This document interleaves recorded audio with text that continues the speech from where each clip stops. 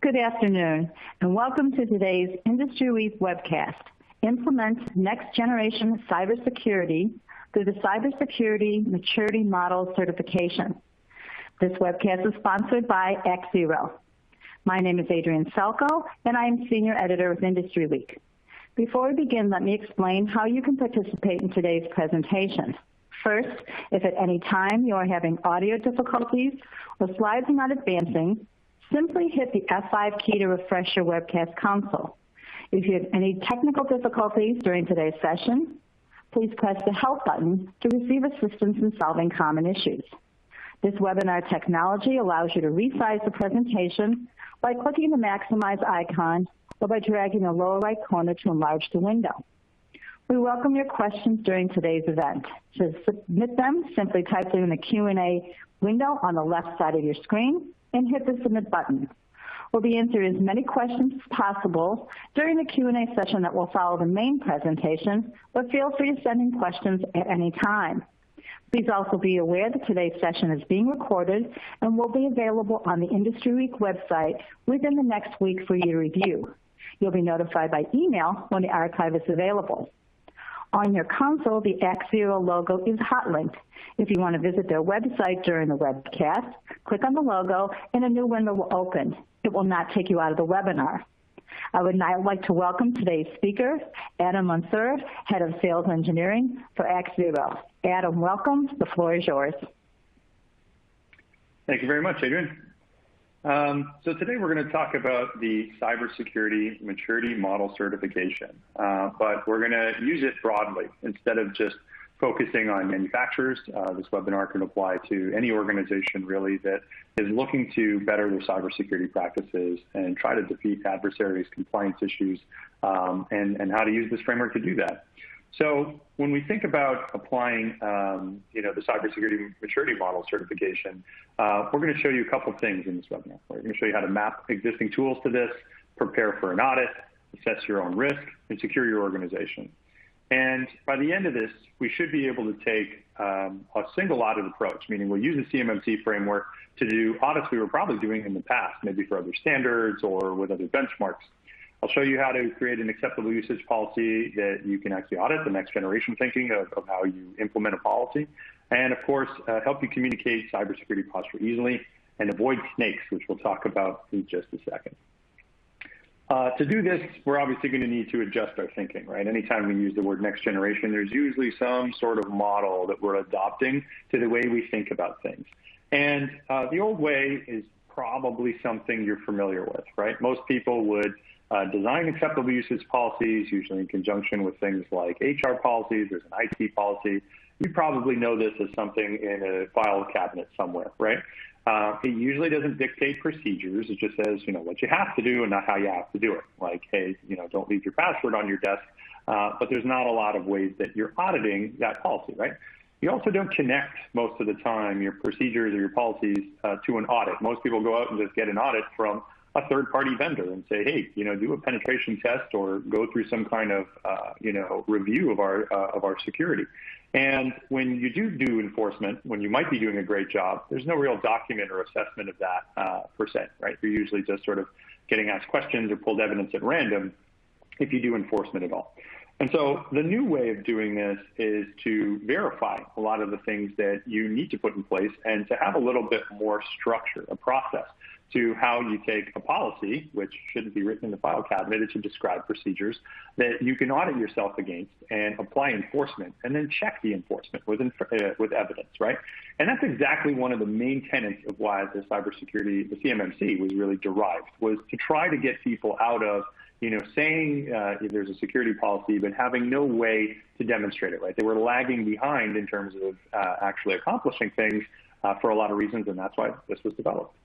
So to help you understand why this objective framework can be used in any industry to really quickly identify gaps and help you close them, we're going to use an analogy, right? There's a lot of analogies we could have chosen, but the one we like is snakes and ladders, right? If you remember this board game, maybe from your childhood, if you're that old, or you've heard of this game, maybe on your iPhone, who knows?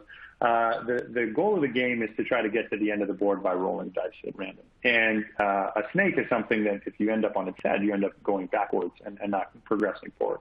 But if you hit a ladder, you can jump up, potentially 3 or 4 different levels, which can really help you accelerate in the game, right? Now, if we apply this to trying to get to cybersecurity best practice, a good security posture, there are a couple of pitfalls, right? There's snakes that can present a setback if you let them dictate your cybersecurity journey. And one of those snakes is something we call the adversary, the attacker, or famous hacks. And we'll talk about why that can set you off course. Vendors can also set you off course, right? As well as your own employees. So it's going to be important to hear me out first, and there's a question period at the end to debate this. But the top 3 things that can sort of set you back are those, in our opinion. On the other side, we have ladders, right? These accelerators that we can use to quickly catapult forward, right? And if we use a representative framework, something that's objective but also modular in design, which I'm going to talk about those 2 words also specifically in a second, we'll have a better chance of being able to defeat the adversary by being able to focus on what they need and what they're trying to exploit in your environment, right? Then we'll also help you understand how you can use partners and policies much more effectively than you probably have in the past to drive better results, right? Because that's what this is at the end of the day, is just driving better results faster, right?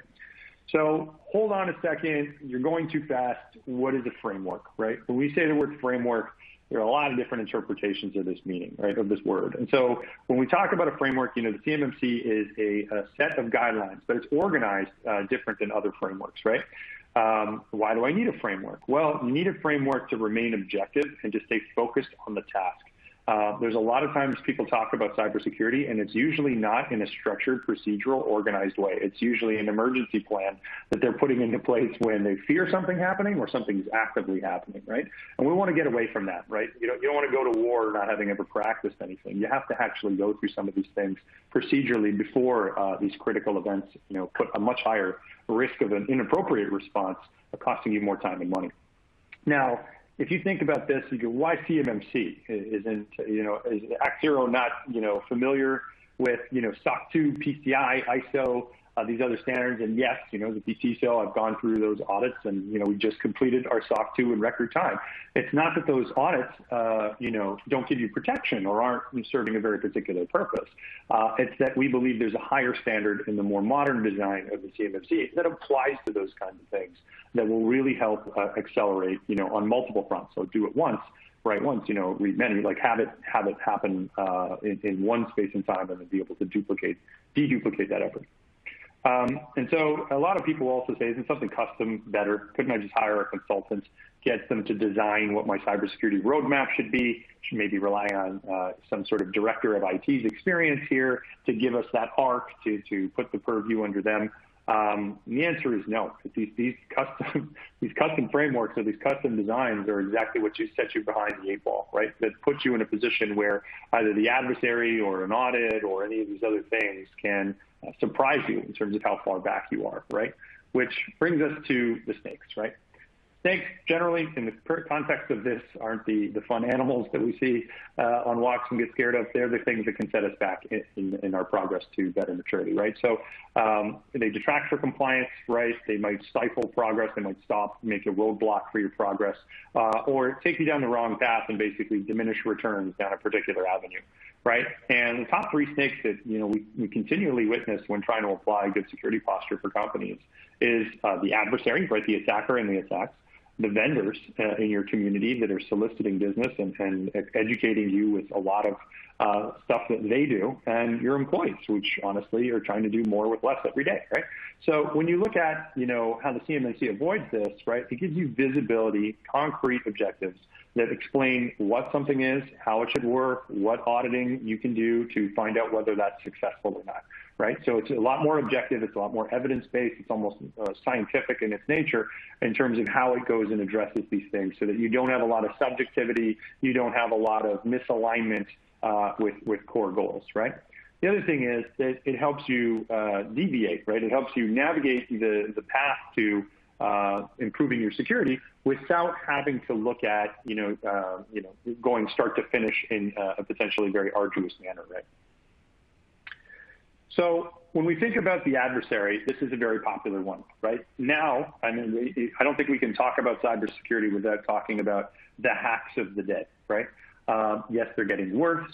Yes, they have, a lot of press. They're starting to show up in mainstream news media, social media. When you look at the latest hack, typically the response from most companies is to say, here's a news story. SolarWinds breaches X, Spectre meltdown breaches X, WannaCry breaches X. And with the popularity of the attack, how many systems they hit, or the severity of it, right? What could have been lost, company productivity, or information, or other new sources of espionage. There's obviously a lot that there is to digest in these, but that's usually one of the first times that an executive will come onto the subject and demand something of their team in terms of access and information about what's going on and how do we fix this, et cetera, right?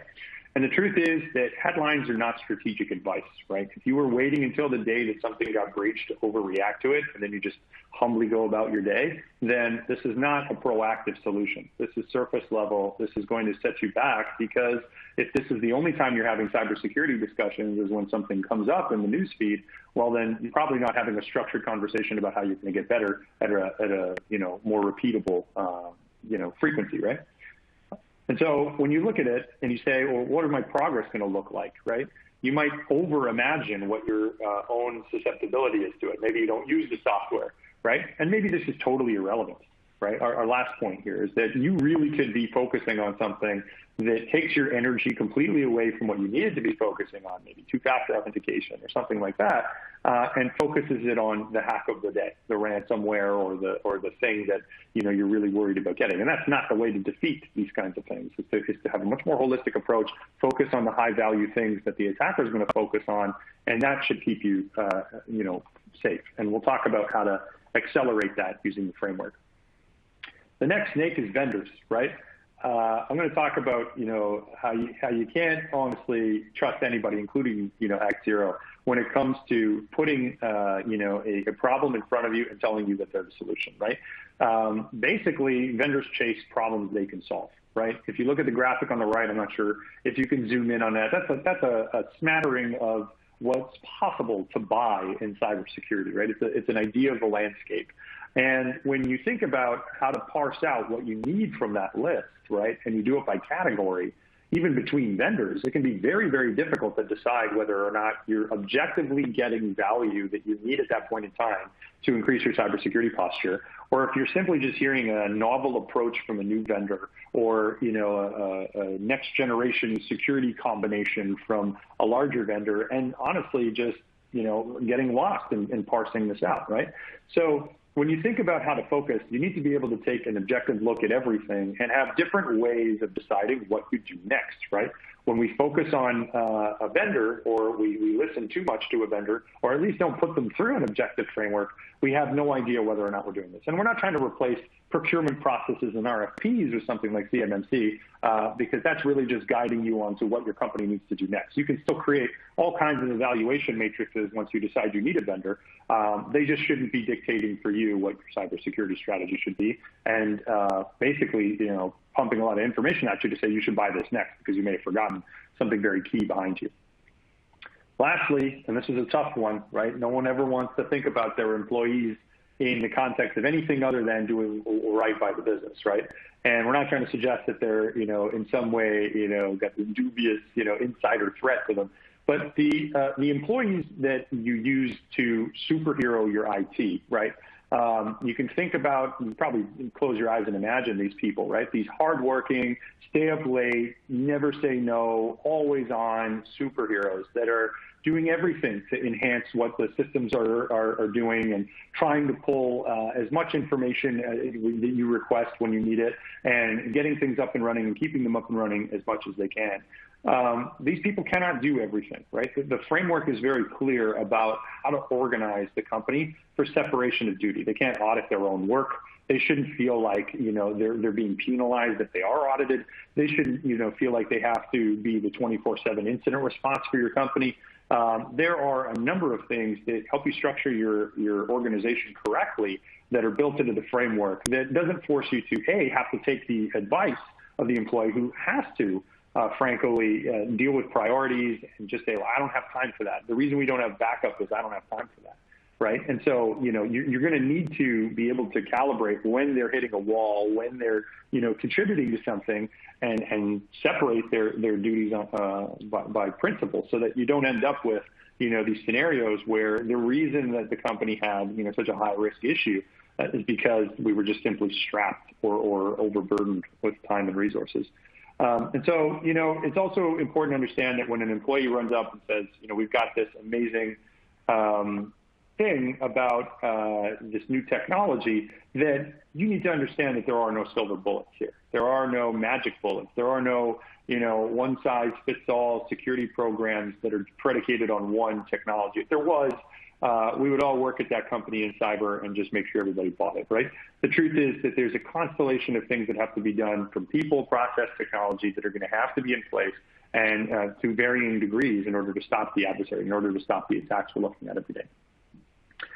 Okay, so enough about, the potential pitfalls. Great, you're so smart. Tell us what we're supposed to do to enable the right kind of ladders, and what has had the greatest amount of improvement over time at defeating the current state, actors, the kinds of things that, you have coming at your organization that, frankly, you're probably pretty worried about preparing for in conjunction with things like a compliance audit. And, the things I'm about to say may sound like they're just, paperwork in your way, but they really help guide your actions in a way that makes sure you focus on the right thing. And so I really want to stress that this isn't just, an ability for us to drop off collateral for you. This is the hope that we have that you will understand your security posture as quickly as possible and make decisions, informed decisions on this. And so when we talk about the ladders, one of the first things that is going to help you augment is, a well-written acceptable usage policy template, right? One InfoSec policy, one policy that defines the kinds of practices that you're going to put in place with the modern technology you've likely already bought, right? And we'll talk about that in just a sec. The other thing is you're going to need to self-assess. The people that you're doing business with today, the processes and the tools that you bought and try to administer today, they're something that has to be assessed, right? And rationally and with evidence. And so doing the right kind of assessment will help you. And so, the CMMC assessment, of course, with a couple of other mappings are going to help you get to the third bullet, which is how to build a specific plan. What are you going to do next? And this is a problem that all directors, CIOs, IT admins have, right? And the question is simple. How do you know you've done enough cybersecurity, right? Sometimes you have them say, well, it's because I haven't been hacked, right? It's like, that's circumstantial, right? That could be, anybody at some point in time is not hacked, or at least they don't know they're hacked. But that's no way to treat, an emergency, right? You have to plan and prepare it properly. The other thinking is, I'm done when I reach the end of my audit. I'm done when I reach the end of whatever risk profile I had. Somebody came in and told me these are bad things, I'm going to do them. And we'll talk about that. And these are not, they're good answers, I guess, if you need to come up with an answer, but they in and of themselves don't talk about the process and how mature you are in the process and how you're augmenting over time the cycle of having to apply cybersecurity into your IT thinking. And so by the end of this webinar, hopefully we've given you the assets and the ability to at least answer that question, right? So let's look at the policies, right? What does a well-written policy look like? First, it's going to capture modern use cases, right? Most policies probably talk about printing. They probably talk about, passwords. They don't really talk about the stuff that you probably came into the pandemic doing. I don't know many companies that immediately during the pandemic immediately revised their acceptable uses policy and then dove right into applying it. Maybe a few, right? But the concept is that you're probably using tools like the one we're on right now, right? Maybe you're watching a webinar, maybe you're hosting a webinar, maybe you've got collaboration software, maybe you ran to the cloud really quickly. And so the policy should govern exactly how your users, administrators, other things are leveraging those tools or supposed to be leveraging those tools. And it should come from the controls and the framework, right? If you went to Office 365, the question is, what framework, what benchmark are you holding yourself against now that you're there? CIS, NIST, Microsoft best practices, it should come out of a framework, right? And so when you talk about things like CMMC and map them to other services, you'll immediately come up with a policy that you can say, oh, okay, this is the policy that we have for O365, and this is the administration and security we're going to apply to it to use this. and then actually use this thing when you're auditing, right? So when you're going out and checking against these standards and you're pulling documentation, you're pulling evidence about this, you need to have that be stored alongside this, right? So that you basically have here's what we're supposed to be doing, here's the standard that we're using to get there, so we don't have to think for, over and over and over again as the settings change what they should be, and then here's the audit of the results, right, of what we're doing. That's the best way to structure your policy, right? So that you're not disconnecting the enforcement and the reviews and the evidence gathering from the original template, from the design, right? The second one is to look at, so borrow our template. At the end of this call, there's going to be a ton of resource links that I'm going to continually spam you guys so that you can click on them. They're free. They're not filled with bugs, so we can track where you're going. They're basically there so that you can get off and running and do this, right? The second one is partners, right? You hear vendor due diligence all the time. You hear, are these guys safe to do business with? Have they done a pen test? Do they have a SOC 2? Are they blah, blah, blah? And the concept here is that that's great, but are you continually rating their own cyber capabilities that are potentially contributing to yours, right? This isn't necessarily a due diligence question that's simply about auditing the customer, auditing your potential software vendors. But if you're looking at security vendors, they should absolutely be delivering to one of these designs, right? Or the software you bought plus the people who are administering it should deliver to this design. And so when you look at CMMC, it's very, rote, it's very specific about what to put in to a tool to make it successful at various levels, right? And so understanding your current state and then leveraging this to audit people you're already doing business with, or if you're shopping for an MDR provider, a SIM provider, a vulnerability scanner, or whatever, you're going to be able to check capabilities against it as well. So this self-assessment helps keep you informed about where you're at.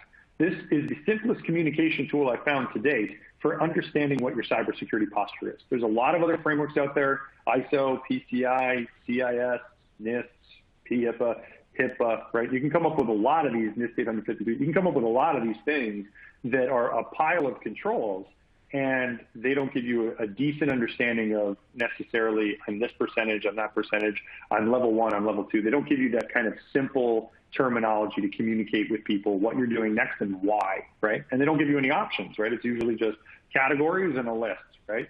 So this really helps you, understand what your partners can do for you, be specific with them, be objective with them, and not have vendors or your employees or somebody, like the adversary dictate that, if you didn't read the SolarWinds properly, you would have a quick patching tool. And therefore, thank you for reading the SolarWinds article. You now have a patching tool. Your life is better, right? It's not going to keep you secure over a long period of time, right?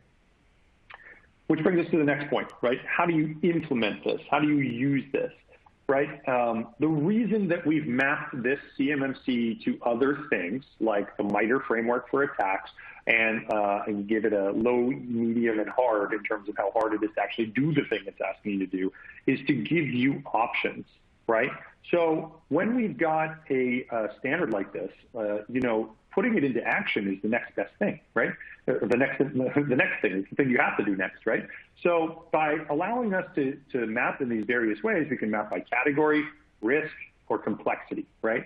And that's very important. The default way of managing CMMC without this template is basically to just go through the levels, which is a broad application of multiple categories and difficulties mixed in there a little bit, but it doesn't give you a lot of options.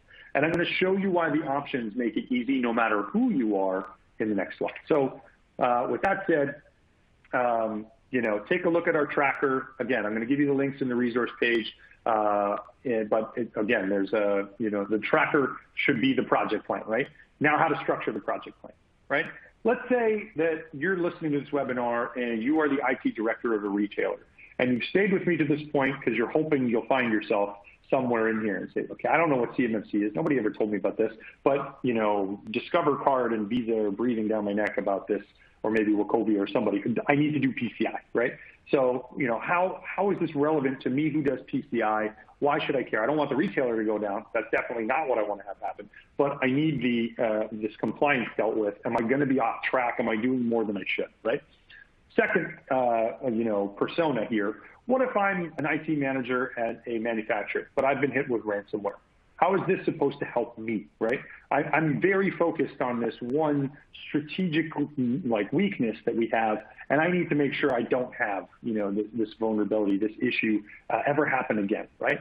And maybe you're a CIO at a financial institution, a small bank, credit union, whatever, and you want to demonstrate to your investors or other, stakeholders that you have good cybersecurity posture and that you are improving over time against not what the compliance community says, but what the best possible version of cyber could be so that you don't get hacked, right? And so we're going to show you now how you use the CMMC and the tracker that we've built to try to address that using different ways of applying the same set of controls, right? Different choose your own adventures. So if you go through the audit, let's say that you are the PCI IT director from the retailer, right? Take the template, and then you'd have the ability to filter it for a path that is correlated to PCI. So you do all your PCI stuff first, and then when you're done your PCI, job well done, you can move on and add more to the cybersecurity improvements than PCI offers by looking at the mappings that we've put together for CMMC against PCI, doing all that, and then finding the stuff that's missing, right? Looking at the categories that's missing. So you're improving beyond PCI. So you met PCI first, you did one audit, you did all the stuff in PCI, and you can keep going with the rest. The next person, right, the IT director of the manufacturer got hit with ransomware. Remind you about him.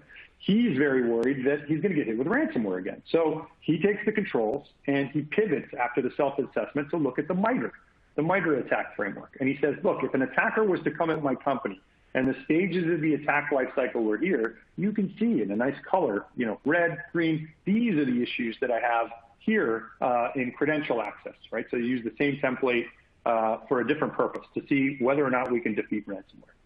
And then third, if you're a CIO that's trying to communicate to your stakeholders your cybersecurity posture, you can give them a percentage, you can give them categories, or you can filter this and be like, look, guys, we've done all the easy and the medium stuff. We're on to the cybersecurity controls that are hard to implement. That's where we're at right now, right? So you could filter it again by complexity. So having these different personas take different paths to how they address controls and in what order will help you not duplicate effort if you've already got compliance audits to do, simplify communication, and basically get the best of all worlds in terms of the strategy without having to reinvent the wheel and add things to the pile. So here we are with the simultaneous audits. This is just a snapshot from the tool about, hey, in NIST 853, maybe you have that as a mapping to your HIPAA compliance if you're in the healthcare industry. 800 and 171, maybe you were an old manufacturer. Oh, okay. Yeah, sorry, guys. A real-time update. There was an issue with the link to the tracker for all of you that are scrambling to download and follow along with me. We are going to fix it. Just hit F5 to refresh in the browser. I might, snap out for a bit, but when you're back, you might get the link and help follow along here. And again, anybody who needs this stuff, this isn't behind some paywall. You can get this from us anytime you want, right? Just come online and ask us for it too. So, knocking out a plan, like we talked about, you can filter the controls, focus on things like category, focus on things like compliance, focus on things like, risks of ransomware or the risk of an entire attack lifecycle, the last stage of which is ransomware. That'll help you assess. Drop your acceptable usage policy in there and be like, good, of all the things I am doing, what have I written down that is my policy, and what am I gathering evidence for that I've done? Because the assessment is going to be simple. An assessment is the word yes or no. Maybe with some details. An assessment is like a police officer writing down your statement. Whatever you say happens. There's no polygraph. There's no forensics. It's just, did you do this? Yes or no? Okay, great. Thank you for telling me that. But when you look at the guidance, right, obviously your acceptable usage policy should say what the procedure is, right? And you should be able to verify that procedure, right? So we want to build documentation that quickly gives you the templates, right, the assessment and then the policy to say this is what we're supposed to do. Great. I don't want to do this. Documentation is boring. Thank you, X0, for doing this for me. Now I can focus on the hard stuff, the building and the setting up, right? Now, let's go through the security posture assessment survey, right? So we haven't just given you the templates and the toolkits. We understand that people are busy, and I really appreciate everybody who's joining this webinar. I hope you can stay and ask questions. If you can't and you have some time, we've implemented a much more abridged, shortened version of this, right? By taking all those categories from all the controls and all the things that we do in the assessment, and we made a 10-question survey, right? It's at hackzero.ai/maturity. And if you go there, or just to our homepage, it's literally one of the first, looks like a bar graph on a neon bar graph in the first middle of the page there. You're going to be able to, in 10 minutes or less, right, depending on how fast you can click the radio button, get the security posture as a leading indicator. So without answering all the controls, you can knock that out, find out where you're at, just with this little online sort of calculator, right? And that way you probably, can save yourself the arduous nature of taking the time on the assessment if you don't have it to give just yet. You can use probably a limited set of the overall scope of maybe you don't know every firewall rule you put in place. And so having the knowledge can be, a little bit more cursory, a little bit more summarized in your approach to how you answer this. And you don't need all the people, right? So I would suggest to do this. And basically to recap, right? Choose the cybersecurity maturity model certification, not just if you're inside the manufacturing space or the defense space in the U.S. Use this as the new standard, right? The new goal for you to reach. Do the things that are in this, and you will be able to pivot to adapt to new types of attacks, new procedures by sticking with the program and moving deeper and deeper into the configurations and the procedures that will keep you ahead of the curve, right? Adopt beyond the policy mentality, meaning don't write it and throw it in a drawer. Your policy is a procedure that should guide your audit and enforcement, and then circle back to evidence gathering so that you can constantly be reiterating on a cycle, right? Instead of, we never review our policy every year, your marching orders are that is the policy, that you are going to do this through a regular pace throughout the year, right? Avoid the concept of over-indexing on vulnerability news, adversary news. People could be in your environment because you have a weak password for somebody that used the same password on LinkedIn, right? You don't really know necessarily that the article is going to relate to you. The vendors are great, right? They work tirelessly to build great software for the teams to use, or outsource ability for you guys to cheaply do something that you probably couldn't do yourselves. But again, use an objective framework to find out if you need this stuff, including evaluating us, right? When it comes to things like employees, everybody, the whole company is always employees, and these people are working tirelessly to make all the changes the business needs, especially in the last year or so, come true. This isn't a knock against anyone. All I'm saying is that if you have a focus, an objective focus, you will not fall prey to IT superheroism or time resource constraints or Chicken Little problems that come at you when certain things aren't functioning or are too arduous for one person or even two people to handle, right? Looking at ladders, these policies designed by professionals over years of research. I mean, it's there to secure the U.S. industrial base, right? To secure the defense program. It's a nation-state program to help the U.S., right? And so, it's developed with a lot of thought in mind that people are really busy, and this is a hard thing for small businesses to do. Leverage the policies, leverage the tools that we've given, identify what your partners can do for you, and then build a project plan that allows you to show progress. Do small things in short increments as much as you can, and make sure you understand when you're doing something hard that it's okay to step around that so much as you understand the risk of moving to a different topic, right?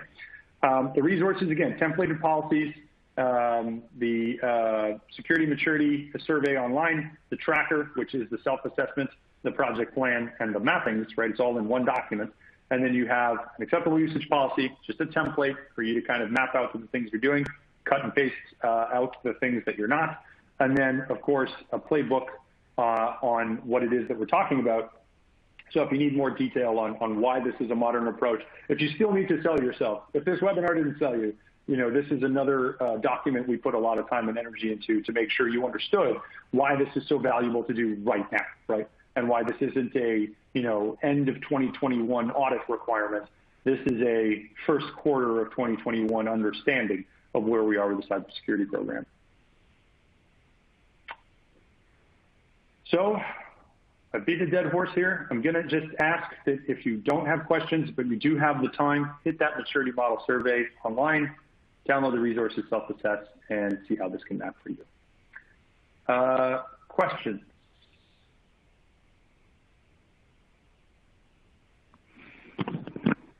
Okay, thank you. So we will go into questions. As I'm asking questions, I would like the audience to please take a moment to complete the feedback form on the lower left side.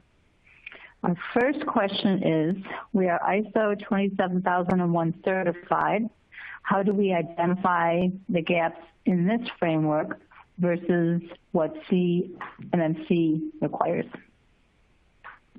Great question. The mapping, should I understand the picture here? Let me just go back. It says 2, but the control numbers in your ISO 27001 mapping should be there. So, for example, if you have control access to an internal system, and you can see this in the controls tab, you'll see that there's no control there. That means that there's something else required. So if you just filter this list for blanks, it should be pretty obvious there. Okay, next question. Can you provide examples of some of the next generation capabilities that pursuing CMMC will enable? Sure. I think if you think about current generation policy, for example, there's nothing specific about your policy that leads to procedures and evidence, right? So if you can tell me the last time your InfoSec policy had a procedure and evidence that it was followed somewhere, that's one way that we're stepping up enforcement, right? So a policy is only as good as its enforcement. We're stepping up the dictation around enforcement, how this should be done. So that's one of the ways that it's next generation. In most other frameworks, other than a formal audit or certification process, there wasn't a lot of evidence gathering, and certainly there wasn't a lot of guidance on the IT team, these poor people that actually have to do the controls, on what it was they were going to look for. I can't tell you how many times I've been at a retailer and there was this anxiety around how the auditor was going to ask for it. And so experience with one auditor didn't always, because there might be multiple ways to gather evidence, multiple point checks. So the first is the way that you should do enforcement and the instructions on what the auditor could be looking for that would help you, with audit guidance, help you understand how to check a control. So that's a little bit better in terms of assisting the public or the people that are trying to establish this, that makes it more next generation. And then, of course, the controls, right? Like just the way that the controls are structured. Obviously, if you guys are fans of the National Institutes of Standards and Technology, like NIST frameworks, CSF, or the ISO frameworks, the controls themselves could be long. There could be a lot of them, right? There could be a lot of different ways that they're asking you to do stuff. But when you think about how much focus there was when those standards were written on the internal network, the data center, things that you were protecting before, and not, what kind of SaaS due diligence do you have? What sort of software configuration guidance should we have? What kind of tactics and techniques of attackers do we need to be understanding when we implement log management, right? Like they would say, thou shalt have a SIM and review the logs for, admin failure and success. Now they're starting to step it up and be like, that's sort of table stakes. Let's go higher, right? Let's see if we can, create the kinds of configurations that stop the attacks that are going to befall these companies.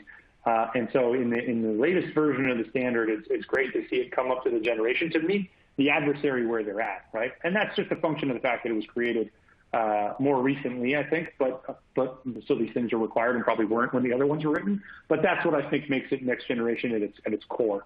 The other thing that I find really powerful about it in terms of adoption is that while it was created for the defense industrial base, while it was created for manufacturers that supply to the Department of Defense in the U.S., this is a standard that brings complexity and levels. It brings other opportunities for you to choose how you apply the standard baked in, right? Levels, categories, or domains, right? So if you're in charge of network access control, you don't have to feel ashamed that you didn't finish everything up to level 5, right? You can be happy at level 3 saying, I've done all the things that, my wired port access control needs me to do, and I'm good now, right? So you kind of get a break where in most other audits, it's all or nothing, right? Did you pass your PCI certificate, like your QSA? Did they pass you with your ROC right? Did you get the certification for ISO or did you not, right? And there's some things built into ISO like statement of sensitivity and statement of applicability and all that stuff where you can sort of carve out some stuff like the SOC 2. But generally, the idea is that you have a lot more paths to success and completion earlier, right? Like you have levels that you can complete earlier. So you don't have to be all or nothing, 400 controls or you didn't do it, right? Okay, thank you. The next question. If a company only sells commercially available products to the DoD, would CMMC be a requirement? So the people that are going to let you know whether you should get CMMC are usually your customers. There's a wonderful organization called cnmcab.org who can give you the kinds of guidance for this. As people go through the audit program, which is the thing that trains the people that will one day become the auditors that actually do these assessments and then give you a certification, which will probably happen likely for level 1 auditors before the end of the year. There's not a lot of experience that you can get from your peers. And so organizations like this are the best to tell you whether or not you should do it.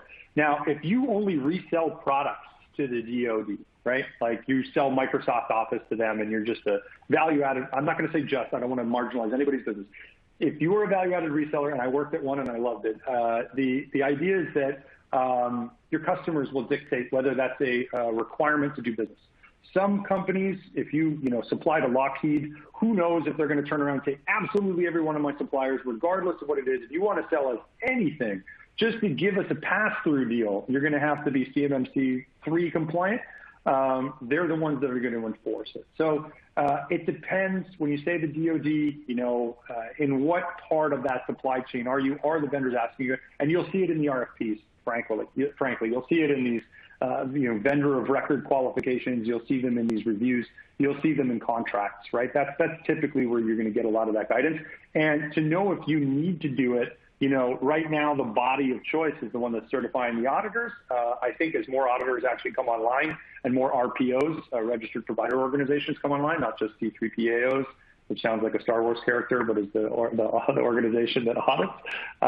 Once they start certifying bodies, you'll see a lot more of them give you the kind of advice on webinars. But until then, cnmcab.org, you can hire, I think, like a guest speaker there for $1,000, or use an RPO to give you that guidance. But you'll see it in your contract. That's the number one place to find this thing is in your contracts with your customers. So ask your customers. Okay, if we are using O365, do we need to implement Azure AD in order to be compliant at level 3? So if you have O365, it's important to understand that the backing software behind it for identity is Azure AD. If you go to your admin, and I forget the URL, you'll kind of recognize if you're using O365, you already have kind of Azure AD, right? Azure, the name, explains that you have a lot of other hosting services underneath it, right? And when you think about the Azure infrastructure and the O365, if you're in O365, you have kind of Azure connected to it in some way. The practice is, and this is where you'll find real value if you go to, and this is specifically a CMMC question, around assessment guidance. So for example, there may be assessment guidance on disabling accounts when they're not used, or recycling passwords at a frequency of X days, right? Or having a timeout, session timeout, right? That is a very specific system question, right? Like, is it on my workstation?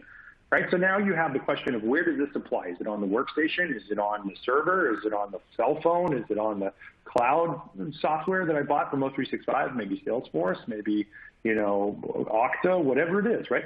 And so, look at the audit guidance, right? That's going to tell you for those specific controls what you need as evidence, and then you'll know whether or not you have to apply it everywhere, right? Because, for example, maybe you have another partner website that doesn't necessarily need to be there. Okay, this question is, are you saying my existing policies, InfoSec policy, and acceptable use policy should change to address CMMC? Well, certainly if you want to address CMMC, they're going to request, if you just filter our tracker by documentation, they're going to tell you what your policy has to have in it, right?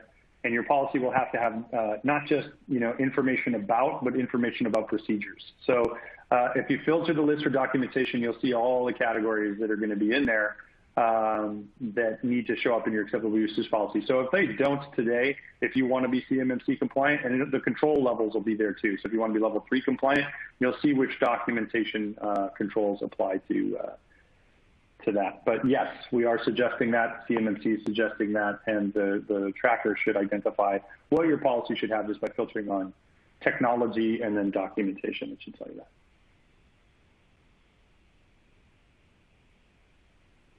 Okay, this question is about the adversary. Are you saying we shouldn't pay attention to hacks? So when you get news about a hack and about a vulnerability, that's the first time you're going to have, not the first time, it's maybe not even the only time. I don't want to make too many generalizations here. What we're saying is that it is a problem if you do not have a cybersecurity conversation until one of those emails comes out. If you can't tell me what the next cybersecurity problem you're working on is until one of those things come out, then you've fallen for the snake, right? Because you're in a false sense of security before you get one of those news articles or news headlines, and you're not progressing on a regular frequency, and therefore you're at an increased state of risk.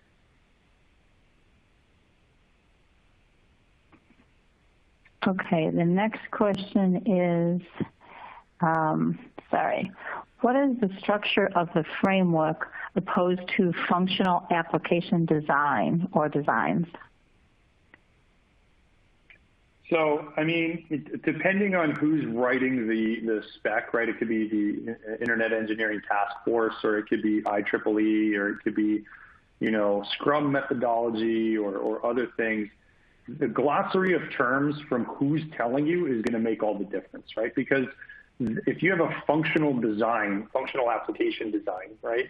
Depending on which organization wrote the glossary, you could have a very different answer, right? Like a functional application design in the U.S. Patent Office may be different than the one that's written by a consortium of Pfizer Pharmaceutical and GSK, right? Like, we don't really know what we're talking about unless somebody's defined the glossary for you, right? So the word framework, as it's designed by CMMC, right, the people who wrote it, CMMC, I think it's AB, like alphabravo.org, it will give you links to the originator, the people that designed and built that framework. So when they say the framework, they mean the document that lists the controls and its layout and all the levels and control numbers and categories and domains that they've defined within it, right? Because they have their own maturity model, right? Their own rising scale of documented versus optimized and all these other things. So when they say a framework, that's what they mean, right? When Microsoft says the .NET framework, they mean something else. And if somebody's saying functional application design, it could be something different.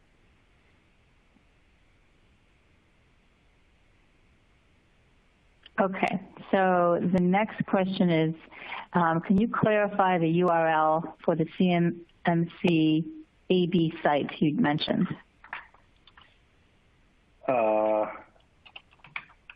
Let me just make sure it didn't disappear off the face of the planet. Yeah, CMMC alphabravo.org. That's it. Okay. Now that's a body by the. I'll just double down on this, Adrian, just for a sec. The idea that you have, this org set up to guide you through where the standard is at and where the practitioner and certification exams and RPO and stuff is. That's it. It's trying to be a collection of people to basically create a single source of truth for the information within this. Okay, so this question, how long until CMMC compliance becomes a requirement? I've heard anywhere from 1 year to 5 years for full implementation. Well, okay, trying to tell you the path. And this is the kind of thing you can sort of keep track on cnmcab.org, right? Sign up for their newsletter. They'll tell you kind of the heads up, right? So if you think about the order of operations, right? In order for it to be a requirement that you have the certification, that's one thing. But other companies, before the certification is able to be issued, which right now, if you want to get certified at level 3, you can't, right? You need an auditor and all that stuff to do it. You may get a question from your customers, right? Maybe it's you're a supplier to a big defense contractor and they need you to be compliant. So they'll ask you with their own, ExoStar portal or whatever, right? Spreadsheet, whether or not you're compliant. They might control their own assessment. So when do you have to be to keep the contracts, right? And to deal with the enforcement? You could be asked earlier than the end of this year, right? But the order of operations is that they have to train the auditors have to be at a certain level, and then they can dispatch those auditors to go create these certifications and submit them back to the org to issue the actual certificate, right? And then you're compliant, right? Then you're certified, right? Because it is a certification. There's a piece of paper you're chasing at the end of this. So you will hear a mixed set of information about when it's happening, because this has been a long time coming, right? DFARS and a number of other institutions, NIST 800-171, if you guys remember that, would have all kind of been the precursor to what is now sort of the standard, the audit guidance that's been issued. I can't give you exact dates because I forget them, but recently, right? And then the idea that you have certifications being issued to auditors that are going to basically descend on everybody to certify them. And then I think you're going to have a supply and demand problem, right? There's tens of thousands of these organizations across the U.S. and elsewhere that need the certification to do business with the largest company, right, which is the U.S. Fed Gov. And if you have this expectation that you're just waiting around until something happens, people can pull the trigger on asking you to do this as a customer earlier than the certification is. So no time like the present, but I'm not one of those people to exaggerate, right? It's not live as a certification now, and you couldn't get one if you had money. So you're on a best effort basis, but they're making that best effort actually get rewarded by telling you what the auditor is going to look for and what they're training them to look for, so you're not wasting time and energy doing things and then unaware of how it's going to affect you on audit day. Okay, this question, how does CMMC apply to security breaches or incidents? It's a good one. When you look at how the tracker could be mapped, one of the things we tried to do was take MITRE, if you guys are familiar with that, MITRE, and we used that as a framework to understand the attack kill chain, or the life cycle of somebody coming into the environment and breaching it. So when you look at cybersecurity controls, typically there was a vacuum, a gap between what the control was asking you to do and what threats you actually face, and how to prioritize those two jobs you had of staying safe and what most people see typically is doing paperwork, right? But if you basically map them together, you can start to organize and say, okay, paperwork, not going to stop me from getting ransomware, but application whitelisting, blacklisting, going to help me at this particular attack lifecycle. Network segmentation, going to help me here. Credential control, right, and credential MFA control, right, going to help me here. So you understand what the attacks and the breaches, the incidents that can compromise your networks and systems are up to in terms of that framework, the MITRE framework. I hate to bring another framework in at the 11th hour, but MITRE can do to compromise you. Okay, and so this one's going back. Sorry, go ahead. Nope, no problem. This one goes back to the beginning when you were talking about employees being part of the issue. The question was, why have employees if you're not listening to them? It's a good question, and it touches on a very specific way of interpreting the statement, right? I am by no means telling anybody to ignore the talented people that work for them that obviously have a lot more context than some guy on a webinar.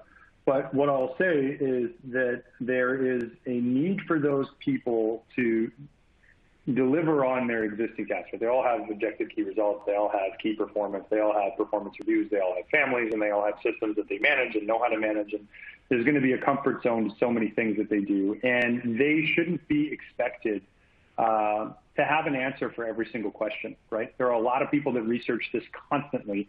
And there's a lot of, almost showboating of knowledge around this topic that tends to get in the way between the vendor, the employee, and the concept that you have other risk priorities, right?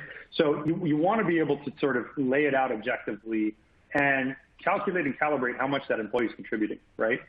Not because you're there to review their performance with this, but because there's a separation of duty that prevents a lot of the assessment of the work being done by the person who's doing the work. And also the concept that I've rarely seen an IT organization that can deliver to what CMMC is asking at those levels with a single person in IT, right? They either need a partner or they need additional hands or they need additional tools to sufficiently protect against the kind of adversary that's going to put them back if they don't, right? So help your employees is probably a better way of thinking about that statement, but certainly objectively compartmentalizing the time and energy involved to do this. That's why we turned it into a project plan, so that people could see with one person it would take you 6 years to do this or something. Like you could see how far the timeline throws you out, and just try to get you level set on resources so that you're not asking too much of your employees. You're not, only asking them what they could do for cybersecurity, and they can kind of give you a little bit because you're already sort of taxed, right? Okay, so the next question is, can we get a little more information whether all other firms are addressed by CMMC or maybe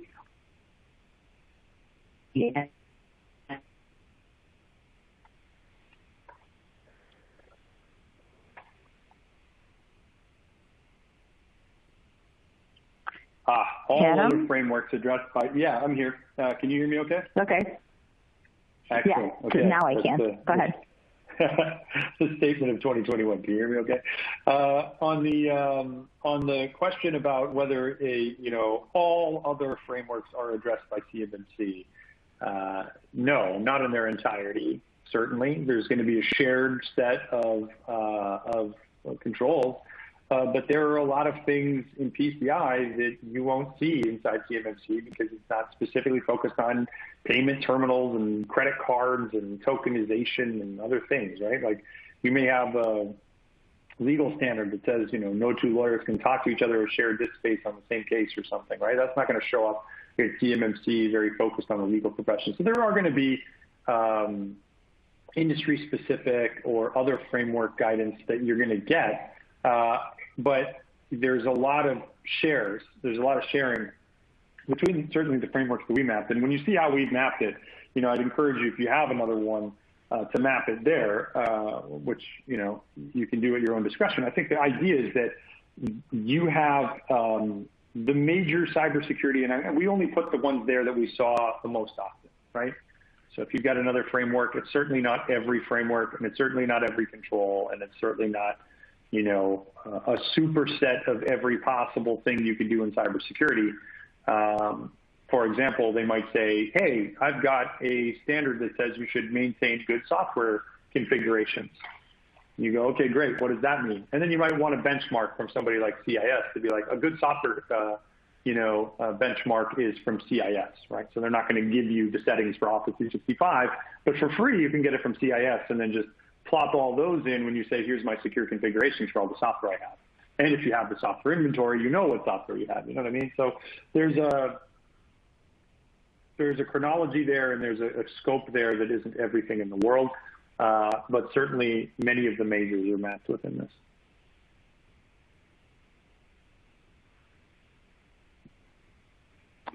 Okay, thank you. I'm afraid we've run out of time.